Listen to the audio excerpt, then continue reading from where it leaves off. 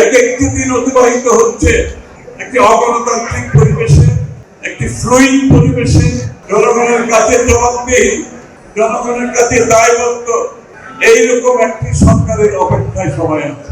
এই নির্বাচনকে পিছিয়ে দেওয়ার জন্য, জনগণের মালিকানা এবং গণতান্ত্রিক অর্ডার ফিরিয়ে দেওয়ার প্রক্রিয়াকে বাধাগ্রস্ত করার জন্য বিভিন্ন ষড়যন্ত্র চলছে। এই মানুষের মালিকানা ফিরিয়ে দেওয়ার মূল স্তম্ভ হচ্ছে গণতান্ত্রিক অর্ডার ফিরিয়ে, এবং গণতান্ত্রিক অর্ডার ফিরিয়ে এনে বাংলাদেশের মানুষের সাংবিধানিক রাজনৈতিক গণতান্ত্রিক অধিকার ফিরিয়ে দেওয়ার একমাত্র পথ, আর দ্বিতীয় কোনো পথ। এবং তার বাহক হচ্ছে বাংলাদেশের জনগণের ভোটে নির্বাচিত প্রতিনিধি, তার বাহক হচ্ছে নির্বাচন। তার অপেক্ষায় বাংলাদেশের মানুষ আছে।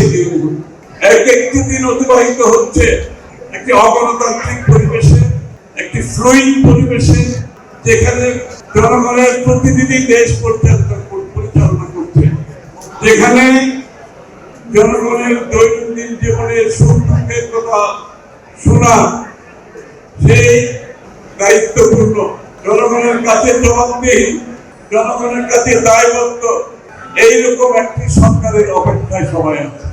আমি সাংবাদিক ভাইদের অনুরোধ করব, আজকে বাংলাদেশে সেই গণতান্ত্রিক নির্বাচনের দিকে এগিয়ে যাওয়ার জন্য বাংলাদেশের যারা যুবক সমাজ বিগত 3-4 নির্বাচনে যারা ভোট প্রয়োগ করতে পারে নাই, তাদের ভোট প্রয়োগের অপেক্ষায়, তাদের নির্বাচিত প্রতিনিধির অপেক্ষায়, নির্বাচিত সরকারের অপেক্ষায়, জবাবদিহি এবং দায়বদ্ধ সরকারের প্রতীক্ষায় জনগণ আছে।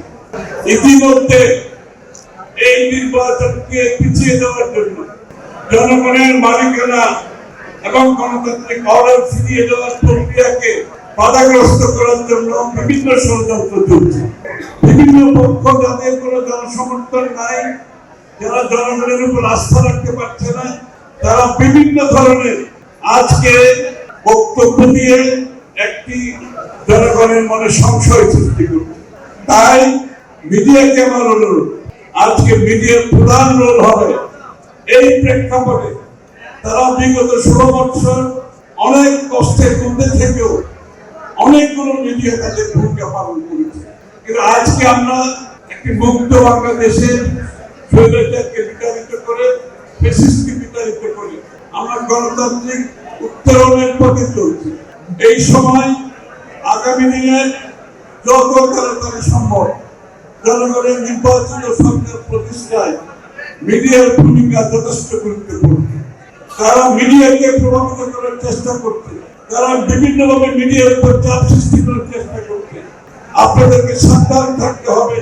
আপনারাও বাংলাদেশের জনগণের কথা বলে জনগণের অধিকার, জনগণের সরকার, তার রাজনৈতিক গণতান্ত্রিক সাংবিধানিক অধিকার ফিরে পাওয়ার যে সংগ্রাম, সেই সংগ্রামে মিডিয়া শক্তিশালী ভূমিকা পালন করতে হবে।